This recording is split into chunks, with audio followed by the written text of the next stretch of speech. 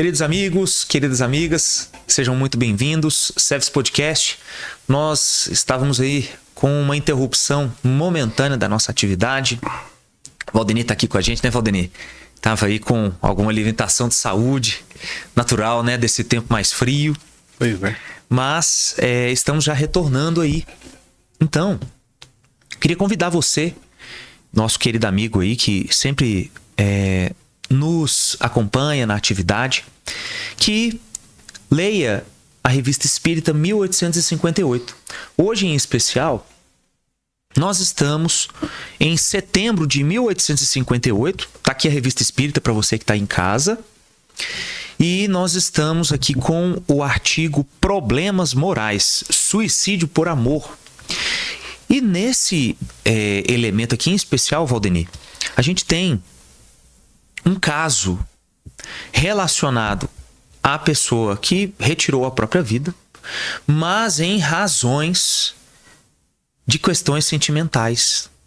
E aí Allan Kardec vai fazer uma análise dessa situação, porque todos nós sabemos que retirar a própria vida acarreta consequências no plano espiritual, consequências que são muitíssimo danosas para o espírito e para a psique daquele que realiza isso.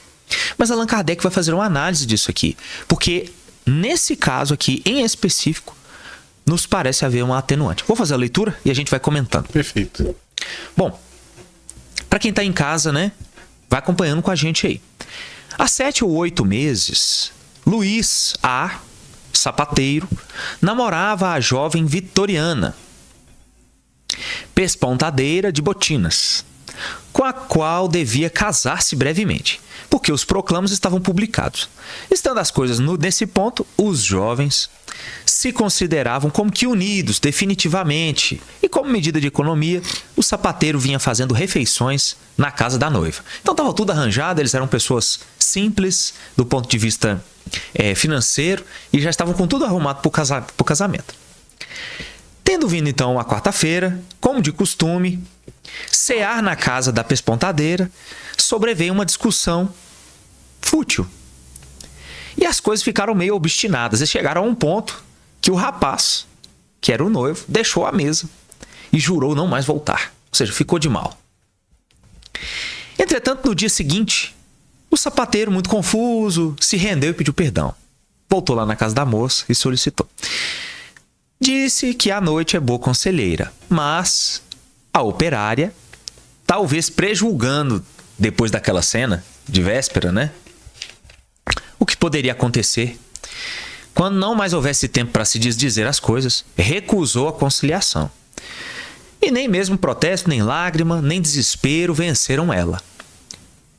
Entretanto, como se já houvessem passado vários dias desde aquele arrufo, esperando que sua amada estivesse mais tratável, anteontem à noite, Luiz quis tentar uma última explicação.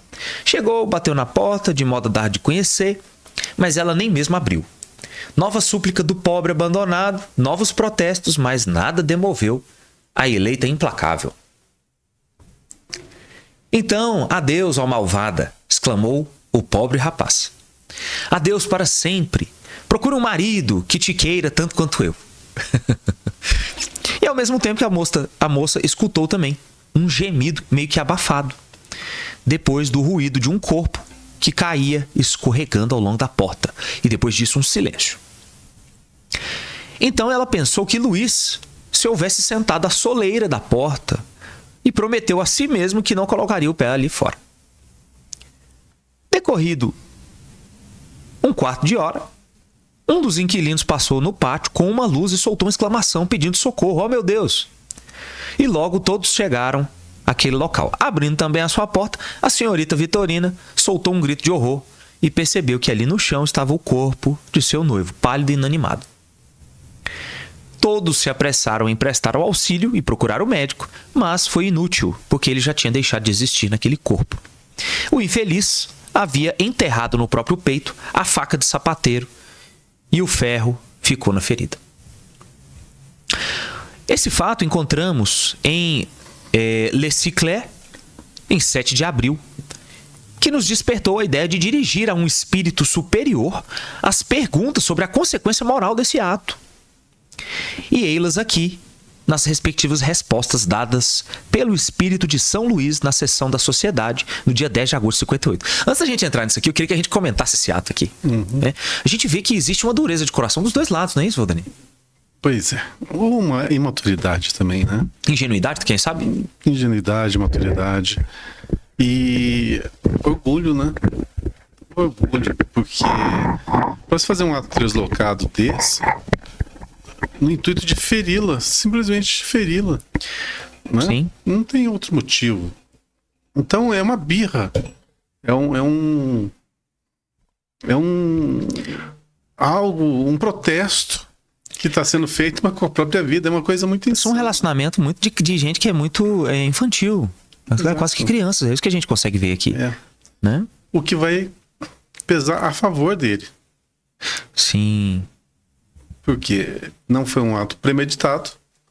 E isso tem um peso muito grande, sabe? Na questão do suicídio. Porque quando o indivíduo premedita o assassinato de si próprio, a agravante é muito grande. É muito extensa. E ele já bolou aquilo lá. Aquilo ali já está gravado na sua memória. Então vai ter repercussões violentas. Mas no caso dele, não. Ele não queria fazer isso. Mas a gente vai ver também que ainda assim é uma agrura, é um sofrimento muito grande para o espírito. Né? A gente vê que o suicídio, ele é de longe o maior crime contra a lei de Deus. A gente vê isso o tempo todo. Sim. Que existem homicídios, estupros, destruição de famílias, enfim, atividades gigantescas. Mas sempre vemos que retirar a própria vida é uma das maiores afrontas. O que eu achei interessante também na conclusão ali lida é que ela tem culpa do suicídio dele. Sim. Mas se você for analisar friamente, ela tem o direito de aceitar ou não aceitar, de querer ou não ter uma vida em comum com quem ela quiser. Né? É um direito dela. E ela pode ter feito uma escolha anterior, arrependido dessa escolha, ou então o coração não bateu suficientemente forte para terem um relacionamento estável, e ela mudou de ideia. Só que o São Luís, ele fala que mesmo assim ela tem culpa. Interessante, né? É interessante. Nós vamos ver isso, mas ele vai explicar melhor essa situação. Eu vou fazer a leitura aqui pra gente ir comentando. E Kardec vai perguntar assim: a moça, causa involuntária da morte do amante, tem responsabilidade? Ele fala assim: sim, porque não o amava. Não o amava. Para evitar essa desgraça, deveria ela então desposar ele, embora não amasse? Ela buscava uma ocasião para se separar. Fez no começo de sua ligação que teria feito mais tarde. Olha só, então os espíritos viam o seguinte, que desde o início ela iniciou um relacionamento e logo no início ela já não queria. E ela ficou acovardada de não terminar. Em razão disso, o sentimento dele aumentou, ele a amava, e aí lá na frente isso acaba desaguando num suicídio. Interessante como que tem responsabilidade. E é um espírito de alto galardão moral falando isso aqui. Isso aqui é São Luís falando. Pois é. Interessante, né? É interessante, sim. Então é difícil nós analisar. Por isso que a gente não pode julgar os outros, né?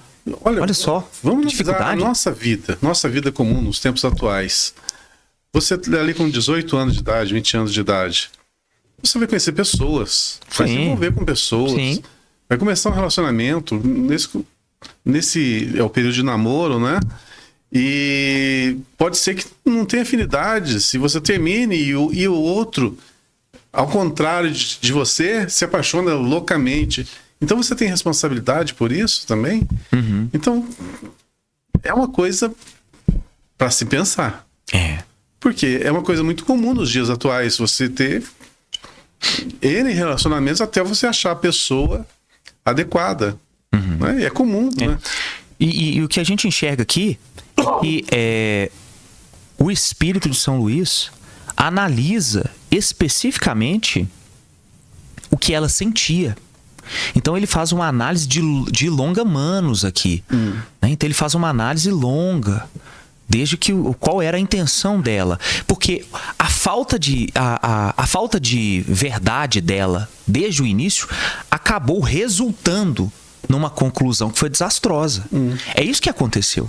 Sim. E se por acaso ele não tivesse cometido suicídio, tivesse ficado uns 3 meses na fossa e partido para outra, ela teria culpa? Responsabilidade? Difícil, hein? Quando eu chegar no nível de São Luís, talvez você vai responder. Mas é difícil responder isso. Né? É complicado. Difícil dizer. Porque, pensa bem,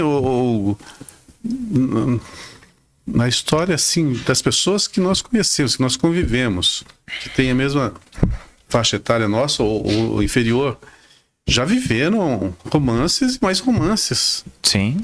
E mesmo assim, não houve dramas. Houve corações partidos. Isso Sim. sempre há. Mas... É que essa questão aqui caminhou para um encerramento da vida, né? Então acredito que essa análise de São Luís, eu creio que ela sim. ela parte por causa, a base dela é a partir disso. Eu creio então que a culpa, ela é tênue.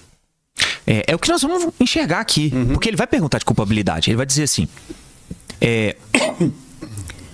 assim, a culpabilidade consiste em ter nele alimentado sentimentos de que não partilhava e que foram a causa da morte desse rapaz. Ele falou assim: sim, é isso mesmo. Então ele está dizendo o seguinte, que qual que é o nível de culpa dela? É que ela acabou por mentir sobre os sentimentos dela, porque ela não gostava mais dele e ela não terminava com ele. E ela continuou alimentando nele uma coisa que não era verdadeira. E isso acabou resultando na morte dele. É isso que o São Luís está dizendo. Sim, é isso mesmo. E aí Kardec é interessante. Ele vai falando assim: então, nesse caso, a responsabilidade dela deve ser proporcional à falta. E não deve ser tão grande quanto se tivesse, de caso pensado, provocado a morte. Porque ela realmente não direcionou. Aí ele falou assim: isso está saltando aos olhos. Então São Luís também diz assim: olha, ela tem culpa, mas é uma grande culpa? Não, mas tem uma parcela aqui. Faz sentido, porque nós, quando entramos no universo de outra pessoa e modificamos, nós somos plenamente responsáveis. Aí tá falando no caso de um suicídio, mas em qualquer tipo. Vamos supor um relacionamento normal, tá? Homem, mulher, casa, etc. Tem uma vida, 20 anos juntos. E aí, nesse casamento, você se utiliza dos bens que era da esposa. E você deixa... todo aquele patrimônio você vai sendo torrado, até chegar numa condição, assim, bem simplória na questão financeira. A pergunta: tem-se culpa? Tem culpa. Tem culpa. Tem uma influência. Pode ter sido imaturidade? Pode. Pode ter sido ganância? Ingenuidade. Pode ter sido, né? Eu quero só ausência de ação. Exatamente. E então isso tem peso também, porque você está diretamente influenciando na vida do outro. Então, no caso, aí faz todo sentido. Porque não é que ela é responsável pelo suicídio. Não, ela é responsável pela ação que ela cometeu, que é bem diferente.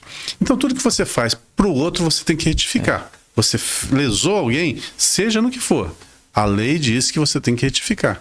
Então, houve uma lesão aí. A lesão dela está relacionada a não ter falado a verdade para ele. É esse o nível de culpa dela, né? Eu creio que no futuro, isso é, lógico, um achismo meu, e outra encarnação, ela viria e assumiria ele como um rebento para poder encaminhá-lo. Então seria uma forma de equalizar, de acertar aquelas contas do passado. Com amor, aquele amor que faltou lá atrás. Ou quem sabe até voltarem juntos novamente como casal. Pode ser também. Aí não sei, aí vai do planejamento. Mas eu não voltaria, não. Eu não aceitaria, não. Não, eu não voltaria. Ele vai continuar dizendo assim: o suicídio de Luís terá uma escusa na loucura em que ele se mergulhou? E vai falar assim: sim. Porque o suicídio dele foi provocado pelo amor. é menos criminoso do que aquele que é provocado pelo homem que quer livrar-se da própria vida por covardia. Ó, eu tenho um ponto de vista. Vamos lá. Eu discordo um pouquinho dessa parte. Queria até que você lesse novamente, só para eu falar onde que eu discordo. Ok, vamos lá. Ele diz assim: sim. Então ele tem uma escusa. Ele está dizendo sim, tem uma escusa. Porque o suicídio dele foi provocado pelo amor. É menos criminoso. Ele não está dizendo que não é criminoso. É criminoso também. É um pouquinho menos, mas é criminoso. Do que o homem que quer se livrar por covardia. Provocado por amor. Eu discordo. Essa afirmação, eu entendi a colocação aí. Uhum. Mas amor não faz isso. Ah, não. O amor não limita nunca. Então, é nisso que eu discordo. Porque ele pode ter achado que aquilo que ele estava sentindo é amor. Mas amor verdadeiro é o seguinte: você faz tudo pelo outro, pelo bem-estar do outro. Você dá o sacrifício da sua própria felicidade, a sua saúde, a sua vida para que o outro esteja bem. Isso é amor. E é interessante porque o espírito depois do Luiz, que é o suicida, é evocado. Ele vai falar algo bem assim também. Olha só, ele foi evocado no outro dia. Uhum. E aí foram feitas perguntas ao espírito e ele disse o seguinte: o que você pensa da ação que você praticou? E ele assim com raiva, né? Vitorina é uma ingrata. Eu errei em me matar por ela. Ela não merecia. Aí, então ela não te amava? Ele fala assim: não. Ela no princípio pensou que sim, mas estava iludida. A cena que fiz abriu os olhos dela. Então ela se alegrou com o pretexto de se livrar de mim. Mas você amava ela sinceramente? Eu tinha paixão por ela. Parece que é tudo. Mas se eu tivesse amado com pureza, eu não queria magoar ela. Então, na verdade, a gente vê uma relação que não tem uma maturidade do casal, que acabou resultando num desastre. Tudo porque as pessoas não falaram a verdade umas para as outras. Por causa de conveniência mundana. Isso aqui eu achei que é conveniência mundana. Então assim, já estamos com o noivado aqui, mas eu não gosto de você, então... Mas não vou falar não, porque senão quebra o noivado. Oh, meu Deus. Conveniências. Tipo assim, ele foi preterido. Ele foi preterido. Ah, não, eu não posso ser preterido.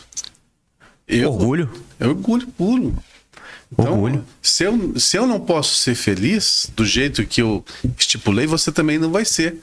Isso é próprio de pessoas orgulhosas. Né? Então, o orgulhoso que é o quê? Em primeiro lugar, ele. Se sobrar migalhas, vai para os outros. Isso. E aí eu diminuo o outro no processo de eu ficar em cima. Exatamente. É exatamente esse. O orgulhoso, ele é assim. E ele queria sair por cima pelo suicídio. Pelo suicídio. Se matando. Muita ingenuidade. E o interessante é que ele vai dizer assim... Kardec vai perguntar: se ela soubesse que você realmente queria se matar, será que ela teria persistido na recusa? Ele diz assim: não sei, porque creio que ela não era má. Entretanto, teria sido infeliz. Para ela foi melhor assim. Ou seja, eles seriam infelizes juntos. Com certeza. Porque ela não gostava dele. E logo isso aqui se tornaria um inferno do marital, isso aqui. Ainda mais uma época em que a sociedade era outra. Agora, vamos supor que o fim tivesse sido outro. Eles se casassem. E aí a vida vai, vem os filhos, 2 anos, 5 anos de relacionamento. Aí o pouco que tinha se esgota. E vamos supor que a vida dentro de casa vira um inferno. Ele começa a ter relacionamentos fora do matrimônio. E ela talvez também, etc. Vira uma anarquia só. Eu pergunto: é justo ter que levar até o final da vida um casamento nesse nível? Não. Por isso que existe a lei do divórcio. Pois é, mas muitas linhas de pensamento falam o seguinte: é o tal do pensamento engessado. Não.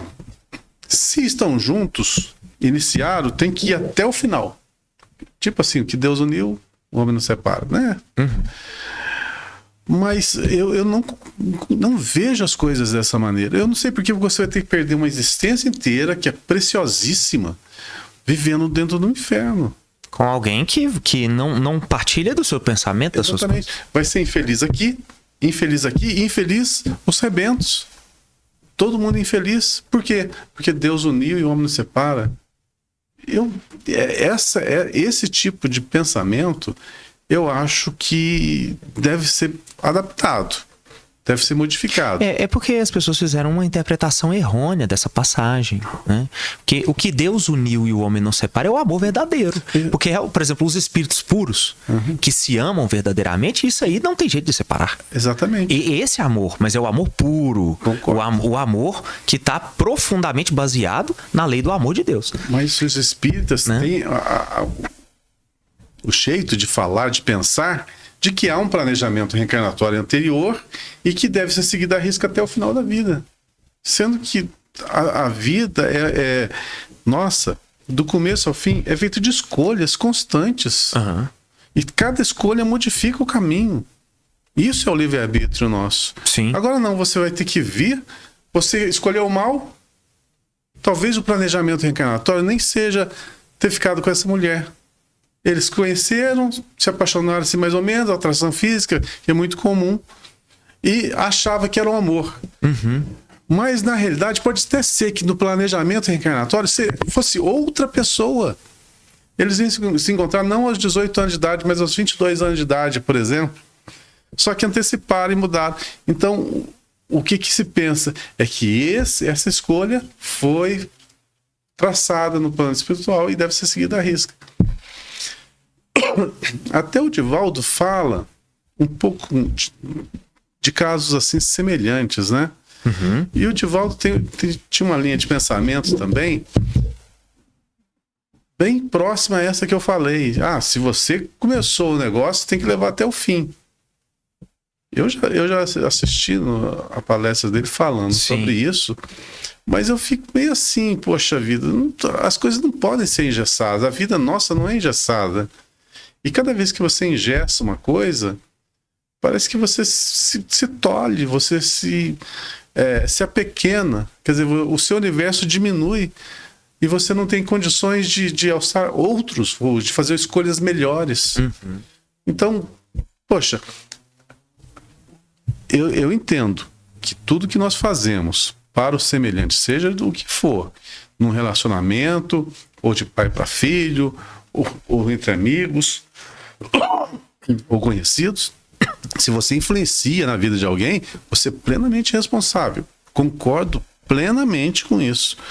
Agora, que você tem que levar até o final uma coisa que não faz muito sentido, sabe? Quando dois não querem, né? A questão nem não quer, dois não querem. A gente tem que recordar, quando a gente faz o estudo do Livro dos Espíritos, na pergunta anterior à última e terceira parte do Livro dos Espíritos, o Livro dos Espíritos ele é dividido em 3 grandes blocos. É um bloco que é um bloco filosófico, um bloco que é um bloco moral e um bloco mediúnico. Não nessa ordem, tá? É filosófico primeiro, o mediúnico ao centro e o moral por último. Então é um livro de 3 partes. Tem pessoas que fazem divisões maiores, menores. Eu gosto dessas 3. Acho bom. Na pergunta anterior à entrada do bloco evangélico, você tem ali a divisão do Livro dos Espíritos. Porque Kardec fala assim: o que você acha? Eu estou fazendo aqui a divisão das leis morais em lei de adoração, lei de destruição, lei de justiça, amor e caridade. O que você acha disso? E aí o espírito que está orientando a atividade, que nesse caso é o São Luís, por meio da chancela do Espírito da Verdade, fala assim: essa é a mesma divisão de Moisés. Se ela te serve, que bom, mas você terá que desenvolvê-la. É basicamente isso que ele diz lá, na pergunta anterior à entrada nesse terceiro bloco. Então, tudo que nós temos de leis morais no Livro dos Espíritos é baseado na Torá. Kardec era um conhecedor fidedigno da Torá. E tem uma situação sobre a questão da reprodução e dos casamentos e tal dentro do Livro dos Espíritos. E eles dizem assim: é lícito você divorciar-se? Ele fala assim: é lógico que é lícito. Porque como que duas criaturas vão viver infelizes? Essa é a resposta geral que é dada lá. Então nós não fomos feitos para ser criaturas infelizes, sobretudo na união que deve ser baseada no sentimento mais alto do universo, que é o amor, porque todos os outros estão englobados nele. Misericórdia, caridade, tá tudo dentro do amor. Então não tem por que nós nos unirmos com uma pessoa para poder viver infeliz, né? E aí ele fala assim: mas por que Moisés teve que regular isso lá atrás? Ele fala assim: por causa da dureza dos corações, não é? Na dureza dos corações. Porque normalmente, antes de existir lei de casamento, a lei natural, a lei geral, era por afinidade. Não existia contrato, porque hoje em dia é um contrato, né? Você tem que lavrar um contrato para você poder regular bens. Então era pela afinidade. Quando não existia mais afinidade, o que acontecia? Separavam-se. Até existir. Então, os espíritos tratam isso muito interessante. Mas eu queria pontuar aqui uma questão que chama a atenção de muita gente, que é o seguinte: consequências, né, de suicídio. Ele vai dizer aqui uma situação. Ele vai dizer assim: parece que você não lamenta o suicídio, senão porque Vitorino não merecia. Esse é o único sentimento? Fala, nesse momento, sim, mas ainda me acho perturbado. Parece-me estar à sua porta. Sinto algo que não consigo definir. Você vai compreender mais tarde? Ele falou: sim, quando eu estiver desembaraçado. Eu fiz mal, fui fraco e sofro as consequências. Vede a paixão cega do homem e como arrasta e pratica tolices. Você disse sofrer as consequências. Qual é a pena que você sofre? Ele fala assim: errei abreviando a minha vida. Eu não devia ter feito isso. Deveria suportar tudo antes de acabar prematuramente. É por isso que eu sou infeliz e sofro. É sempre ela quem me fez sofrer. Parece-me estar ainda à sua porta. Que ingrata. Não me faleis mais disso. Não quero mais pensar. Por isso, me faz muito mal. Adeus.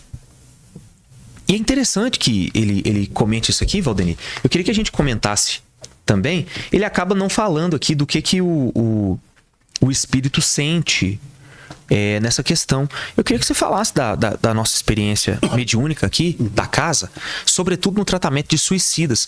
Porque você viu que parece que tem um loop aqui. Você viu que ele fica num loop falando: parece que eu tô na porta, parece que eu tô na porta. Então eu queria que você citasse essa questão do que os suicidas acabam experimentando. Então, tem um caso no livro O Cavaleiro de Lumières, da Ivone do Amaral Pereira, de um suicida que ele se atira de grande altura e se esborracha lá embaixo e o corpo fica ali, a sepultura dele. Ninguém acha o cadáver e ali ele fica. Do jeito que ele cai, fica, decompõe, etc. Por ser um ato premeditado, o suicídio, o que aconteceu? Ele não se desligava dos despojos. Então, enquanto existia massa ali, física, a carne se decompondo, até os ossos, ele estava preso, o espírito estava preso àquela massa. Entendeu? Olha só. Então, no começo, é como se estivesse juntado ali. Naquele corpo que está em decomposição, o espírito está ali, vendo e sofrendo todo o processo. À medida que a decomposição vai acontecendo, os laços vão afrouxando. Então, os laços do perispírito vão se afrouxando daquela massa e ele começa a ter uma certa mobilidade. Então, nos primeiros anos, o que ele fazia? Ele conseguia sentar-se à sepultura. Anos. Durante anos, isso, essa situação. Anos para conseguir sentar-se. Meu Deus. Mais décadas, ele conseguia andar em torno.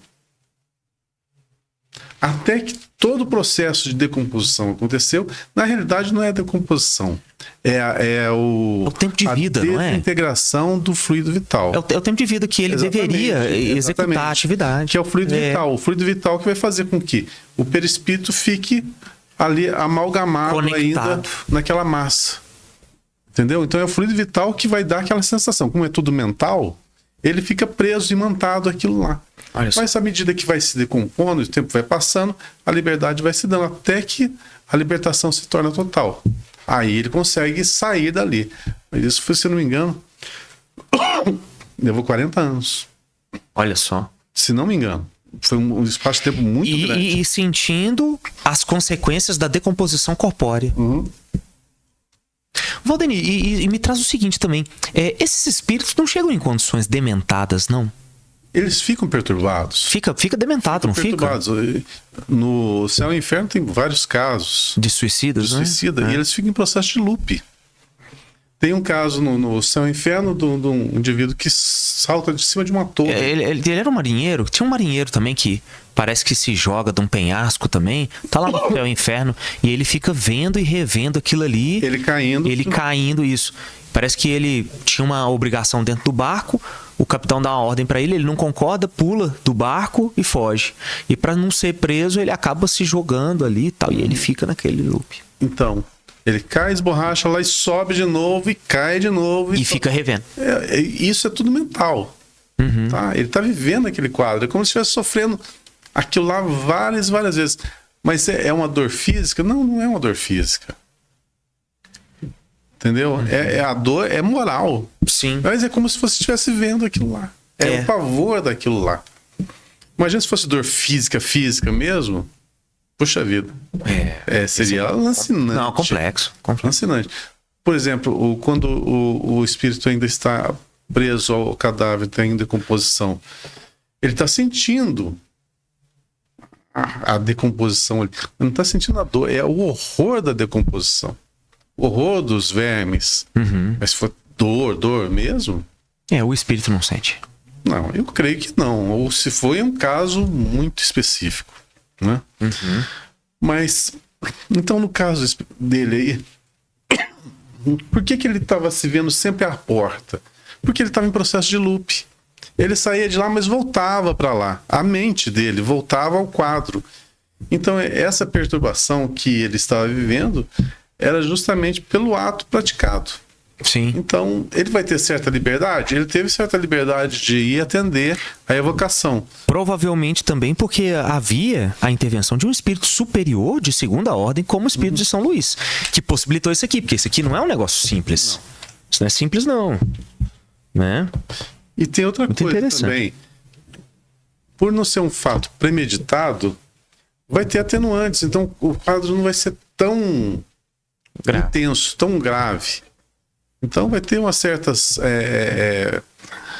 benesses, posso dizer benesses, né? Então, mas ele vai estar sempre vivenciando o quadro, porque foi responsabilidade total dele. Então é natural que ele fique aprisionado à ação que ele praticou. E ele ainda se culpa a ela. Você pode ver que essas frases. Ele tem um certo ódio dela. Como se estivesse culpando-a. Sim. Volta à questão do orgulho. Ele não quer assumir que ele que foi a pessoa... Ele errou. Que errou. Ele errou. Ele quer jogar pra ela. Quer jogar pra ela.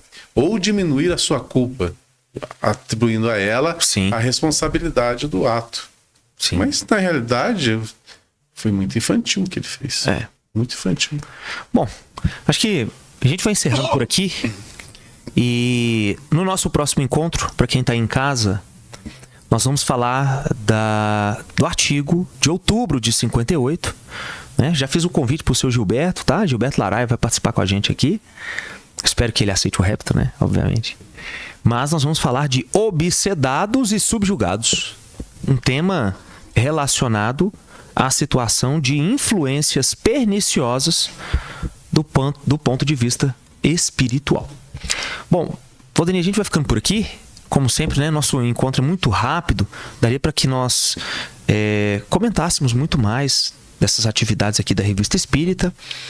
Mas eu queria que você deixasse aí uma mensagem, acho que de esperança, porque tem muita gente que talvez possa estar pensando aí que a vida é dura demais para poder continuar nela. Olha, se tem uma coisa que vale a pena na vida, é amar. Mas amar é um pouco diferente do que a gente aprende nos relacionamentos alheios e às vezes na nossa ingenuidade de pensar. Todo mundo quer ser feliz. Quer ser feliz no casamento, quer ser feliz junto com os filhos, junto à família. Mas muitos fazem tudo certo e não conseguem a felicidade. Tem esposa ou marido maravilhosos, filhos maravilhosos, saúde financeira, saúde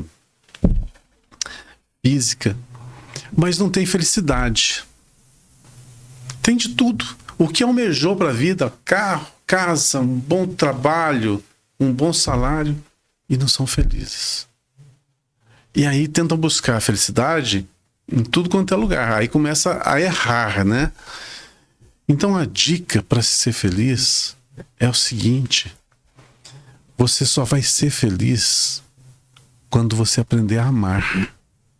E amar não é receber amor, é gerar amor. O que traz satisfação para o ser não é ser amado. Você pode estar cercado por 100, 200 pessoas que te amam e você pode estar se sentindo isolado, como se fosse uma ilha no meio do oceano, sozinho. Por quê? O sentido da vida não é ser amado, é amar. O nosso coração é uma fonte. E essa fonte tem que jorrar a água da vida, a água do amor. Então, quando você olhar para alguém, você tem que espargir para essa pessoa esse sentimento. Quando você olha para os seus filhos, você olha justamente com esse sentimento máximo. Você não espera nada deles. Você doa tudo a eles. E a lei de retorno, perfeitíssima do Pai, diz o quê? Que tudo que você joga para o universo, você recebe de volta. Então, o X da questão não é receber, é doar. Porque aí sim a engrenagem da vida se torna perfeita. E você enxerga o outro com outros olhos, muito mais belos, muito mais coloridos. Mas quando você espera que a cor venha de fora para preencher você por dentro, é onde a maioria das pessoas se iludem e a desilusão passa a ser companheira de existência. E para se livrar da desilusão, comete-se atos dos mais tresloucados. Então, aprender que amar é ser, é gerar. E aí sim a felicidade vai estar plena na vida de cada um de nós. É isso aí. Bom, pessoal, a gente vai ficando por aqui. Um grande abraço para você que está em casa. Mas antes de você partir para o próximo vídeo, eu queria fazer um pedido muito fraterno. O nosso canal é um canal monetizado e nós já estamos alcançando quase 10 mil inscritos. Então eu queria pedir para você aí, se você puder, se inscreva, torne-se um membro do nosso canal e compartilhe os nossos vídeos, porque se essa mensagem chegou para você e tocou seu coração, ela pode ser importante para outras pessoas também. Então quero deixar esse pedido aqui e seguir o nosso canal, compartilhar a nossa mensagem, que é a mensagem de Jesus, na verdade. É um ato de caridade também. Então, se você puder, faça esse ato de caridade aí por nós e pelo nosso Senhor. A gente vai ficando por aqui. Valdeni, obrigado, como sempre. A gente se vê e que Jesus, nosso Mestre e Senhor, nos guie hoje e sempre. Ave Cristo, e a gente se vê.